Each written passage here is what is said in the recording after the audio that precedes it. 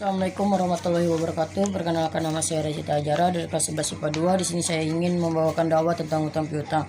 Hutang piutang merupakan salah satu jenis muamalah yang kerap dijumpai dalam kehidupan bermasyarakat. Islam mengatur perkara hutang piutang ini dengan rinci, baik itu melalui nas Al-Quran maupun hadis. Hutang piutang adalah menyerahkan harta atau suatu benda kepada seseorang yang harus dikembalikan di masa mendatang. Ketika harta benda itu dikembalikan, kondisi harus dalam keadaan tetap dan tidak berubah. Semisal, seseorang berutang sejumlah Rp50.000, maka di masa mendatang atau dalam jangka waktu yang sudah disepakati, uang tersebut harus dikembalikan dengan jumlah yang sama. Seorang yang berutang biasa dalam kondisi keadaan terdesak atau membutuhkan. Karena itu, memberikan utang atau menyedekahkannya dinilai sebagai perbuatan baik karena menolong orang yang membutuhkan. Di sisi lain, utang sendiri termasuk tanggung jawab yang besar. Orang yang berutang wajib melunasi utang tersebut sekecil apapun nilainya. Utang yang tak dilunasi akan tercatat sebagai dosa dan menjadi penghalang masuk surga. Nauzubillah min dzalik. Jangan sampai ya teman-teman. Makanya nih teman-teman di sini yang punya utang, ayo dilunasi. Memang mau masuk neraka? Gak mau kan, pasti mau masuk surga kan? Nah, hal itu tergambar dalam sabda Nabi Muhammad SAW yang berbunyi, barang siapa ruhnya terpisah dari jasad sedangkan ia terbebas dari 3 perkara ini, ia pasti akan masuk surga. Ketiga hal tersebut adalah terbebas dari sombong, khianat, dan hutang. Itu hadis riwayat Ibnu Majah. Di dalam hutang piutang juga ada rukunnya loh teman-teman. Rukun hutang piutang terdapat ada 3, yaitu 1. Ada yang berutang dan yang mengutangi. Yang kedua, ada harta atau benda yang akan diutangi. Dan yang ketiga, melafalkan akad utang. Lafal akad utang itu harus diucapkan. Seseorang cukup berniat bahwa ia akan berutang sejumlah uang dan yang berpiutang akan meminjami sesuai yang diminta. Jika ingin dilafalkan, ya contoh kalimatnya ialah, saya utangi uang sejumlah sekian kepada Anda. Dan yang berutang menjawab, ya saya berutang uang sejumlah sekian selama beberapa hari, kurang lebih 2 bulan. Atau jika sudah ada uang untuk mengembalikan, akan saya lunasi. Dalam Al-Quran surat Al-Baqarah ayat 280 terdapat anjuran untuk memberikan kelonggaran waktu kepada orang yang berutang jika tak memiliki harta atau melunasinya. Mengikhlaskan utang apabila orang tersebut benar-benar tidak mampu dinilai sebagai kebaikan dan sedekah. Oh ya, di dalam ayat-ayat Al-Quran juga ada loh yang menjelaskan tentang utang piutang. Nah, ini langsung saya jelaskan aja ya. Ayat Al-Quran yang dibahas di sini adalah surat Al-Baqarah ayat 280 sampai 283 tentang utang piutang. Mulai dari anjuran mencatat, pemberian jaminan hingga keutamaan mengikhlaskan utang. Nah, di sini saya akan langsung membacakan surat Al-Baqarah ayat 280 sampai 283 beserta arti-artinya dan tafsir singkat mengenai 4 ayat tersebut. 3 ayat tersebut.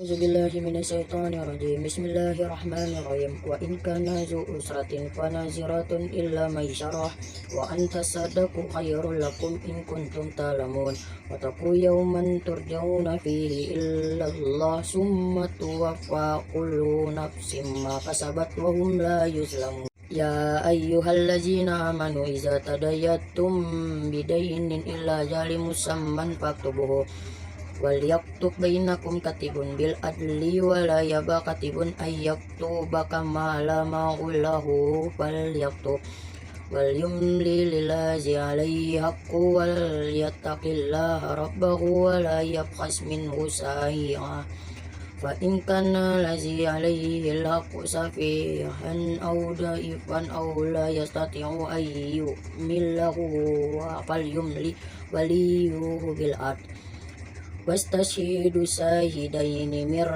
rijalikum fa illam yakuna rajulaini fa rajulu wa imra'ataini mimman tardawun minna syuhadai antadilla idahumma fatuz zaqirai idahumma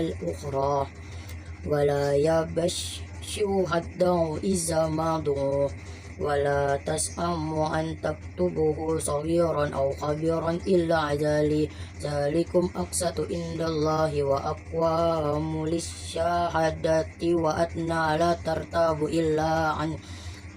إلا أن تكون تجارة هديرة تديرونها بينكم فليس عليكم جناهم ألا تكتبوها وأشهدوا إذا تبايعتم ولا يضار كاتب ولا شهيد وإن تفعلوا فإنه فسوق بكم واتقوا الله ويعلمكم الله والله بكل شيء عليم وإن كنتم على سفر ولا تجدوا كاتبا فرهان مقبوضة فإن أمن بعضكم بعضا فليؤدي الذي تؤمن أمانته وليتق الله ربه ولا تكتموا الشهادة ومن يكتمها فإنه أثيم قلبه والله بما تعملون عليم. Sadaqallahul azim. Artinya, dan jika orang yang berutang itu dalam kesukaran, maka berilah tangguh sampai dia berkelapangan dan menyedekahkan sebagian atau semua utang itu. Lebih baik bagimu jika kamu mengetahui, dan peliharalah dirimu dari azab yang terjadi pada hari yang pada waktu itu kamu semua dikembalikan kepada Allah, kemudian masing-masing diri diberi balasan yang sempurna terhadap apa yang telah dikerjakannya, sedang mereka sedikit pun tidak dianiaya atau dirugikan. Quran Surat Al-Baqarah ayat 280. Hai orang-orang yang beriman, apabila kamu bermuamalah tidak secara tunai berutang untuk waktu yang ditentukan, hendaklah kamu menuliskannya, dan hendaklah seorang penulis di antara kamu menuliskannya dengan benar, dan janganlah penulis enggan menuliskannya sebagai Allah mengajarkannya. Maka hendaklah ia menulis, dan hendaklah orang yang berutang itu mengimlakkan apa yang akan ditulis itu, dan hendaklah ia bertakwa kepada Allah Tuhannya, dan janganlah ia mengurangi sedikit pun daripada utangnya. Jika yang berutang itu orang yang lemah akalnya atau lemah keadaannya, atau dia sendiri tidak mampu mengimlakkan, maka hendaklah walinya mengimlakkan dengan jujur, dan persaksikanlah dengan 2 orang saksi dari orang-orang lelaki di sekitarmu. Jika tak ada 2 orang lelaki, maka boleh seorang lelaki dan 2 orang perempuan dari saksi-saksi yang kamu ridhoi, supaya jika seseorang lupa, maka seseorang mengingatkannya.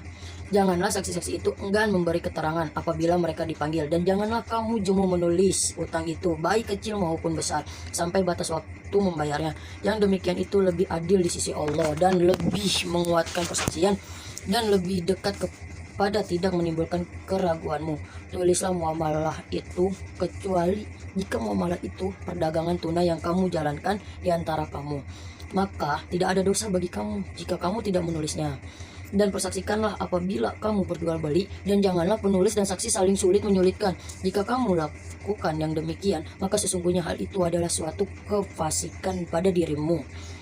Dan bertakwalah kepada Allah, Allah mengajarmu, dan Allah Maha mengetahui segala sesuatu. Quran Surat Al-Baqarah ayat 282. Kamu dalam perjalanan dan bermuamalah tidak secara tunai, sedang kamu tidak memperoleh seorang penulis, maka hendaklah ada barang tanggungan yang dipegang oleh yang berpiutang. Akan tetapi jika sebagian kamu mempercayai sebagian yang lain, maka hendaklah yang dipercayai itu menunaikan amanatnya, utangnya, dan hendaklah ia bertakwa kepada Allah Tuhannya, dan janganlah kamu para saksi menyembunyikan persaksian. Dan barang siapa yang menyembunyikannya, maka sesungguhnya ia adalah orang yang berdosa hatinya, dan Allah Maha mengetahui apa yang kamu kerjakan. Quran Surat Al-Baqarah ayat 283. Orang yang berutang lazimnya dalam kondisi sulit. Dengan demikian pemberian utang dilarang meminta tambahan pembayaran atau bunga dalam pelunasan utang. Bunga utang tergolong dalam kategori riba. Hal itu tergambar dalam sabda Rasulullah SAW yang berbunyi, tiap-tiap piutang yang mengambil manfaat atau semacamnya termasuk dari beberapa macam riba. Hadis riwayat Baihaqi. Tetapi jika orang yang berutang memberi tambahan sebagai rasa terima kasih, hal itu diperbolehkan. Semisal seseorang berutang Rp50.000, nah dikembalikannya Rp70.000, itu tidak termasuk riba. Tambahan pemberian ini harus dengan rasa sukarela dan bukan dalam bentuk paksaan. Contoh, terpaksa gue lebihin biar gue kedepannya bisa dikasih pinjaman lagi sama dia, atau gitu. Kalau gue nggak lebihin kayaknya mustahil dah gue dikasih pinjaman lagi gini. Itu nggak boleh ya teman-teman. Nah, dalil bolehnya memberi dengan ikhlas saat pengembalian utang tergambar dalam sabda Nabi Muhammad SAW, sesungguhnya sebaik-baik kamu ialah ketika membayar utang dengan tepat waktu. Dan Hurairah kemudian berkata, Rasulullah SAW telah berutang hewan, kemudian beliau bayar dengan hewan yang lebih besar dari hewan yang beliau utang itu. Jadi zaman dulu tuh Rasulullah SAW berutang hewan unta untuk berhijrah. Itu katanya cuman kalau asli kan nggak tahu, kita bukan hidup di zaman Rasul dulu. Kita hidup di zaman sekarang lah, di saat Rasul sudah wafat.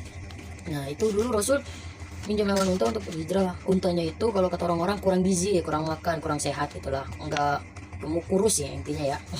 Nah, sama Rasul dikembalikannya hewan yang gemuk, gendut ya, yang sehat, yang berisi. Nah, Rasulullah SAW bersabda, orang yang paling baik di antara kamu ialah orang yang dapat membayar utangnya dengan yang lebih baik. Hadis riwayat Ahmad dan Tirmidzi. Sementara itu, orang yang memberi utang dianjurkan untuk menyedekahkan utangnya, baik itu sebagian atau seluruhnya. Sebagaimana tergambar dalam surat Al-Baqarah ayat 280, pemberian itu dinilai sebagai sedekah yang berpahala besar di sisi Allah Subhanahu wa taala. Pada ayat 282, Allah Subhanahu wa taala memerintahkan orang yang bertransaksi utang piutang untuk melakukan pencatatan agar tidak lupa. Manfaat pencatatan utang lainnya adalah untuk mengklaim apabila salah satu pihak mangkir dari utang tersebut. Untuk menghindari hal-hal yang tak diinginkan, transaksi utang juga sebaiknya mendatangkan dua saksi laki-laki. Jika tidak ada saksinya, dapat berupa satu laki-laki dan dua perempuan untuk bersaksi atas proses utang piutang tersebut. Kemudian ayat 283 menjelaskan, jika utang itu tak ditulis, hendaklah ada barang jaminan yang diberikan kepada orang yang berpiutang. Apabila dalam waktu tertentu utang itu tak dikembalikan, barang jaminan menjadi hak milik orang berpiutang. Utang adalah perkara berat tanggung jawabnya dalam Islam. Saking beratnya, seseorang yang meninggal masih memiliki utang, keluarganya harus melunasi utang tersebut untuk meringankan hisapnya di akhirat. Amit yang sudah menjadi sampai ya, sebelum kita wafat, makanya nih ya masih dikasih umur panjang, makanya kita lunasilah utang-utang kita lah, cicil minimal lah. Yang penting kita ada niat buat ini, buat bayar, daripada nanti di akhirat ditanya utang emang udah lunas bla ya, mau situ masuk neraka kan? Enggak kan, pasti maunya masuk surga kan. Makanya ayo teman-teman yang punya utang, bayar utangnya.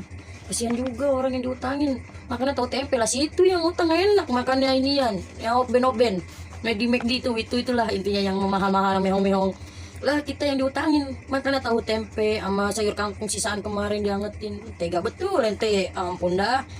Nah, ini di dalam hadis riwayat Ibnu Majah disebutkan, barang siapa yang mati dalam keadaan masih memiliki utang 1 dinar atau 1 dirham, maka utang tersebut akan dilunasi dengan kebaikannya di hari kiamat nanti. Karena di sana, di akhirat, tidak ada lagi dinar dan dirham. Hadis riwayat Ibnu Majah. Dalam hadis lain, Rasulullah SAW bersabda, jiwa seorang mukmin masih bergantung dengan utangnya hingga dia melunasinya. Hadis riwayat Tirmidzi. Sementara itu, orang yang sejak awal berutang berniat untuk tidak melunasinya, maka ia dikategorikan sebagai pencuri karena mengambil harta yang bukan haknya. Siapa saja yang berutang lalu berniat tidak mau melunasinya, maka dia akan bertemu Allah pada hari kiamat dalam status sebagai pencuri. Hadis riwayat Ibnu Majah. Sekian dakwah yang saya sampaikan, kurang lebihnya mohon maaf jika ada kesalahan kata dari saya. Mau itu dalam pembacaan surat Al-Quran atau pembacaan dalil-dalilnya atau yang lainnya lah, intinya mohon maaf. Saya juga masih belajar, kalau ada salah kata dari saya tinggal di komen aja ya. Saya pamit undur diri. Wassalamualaikum warahmatullahi wabarakatuh.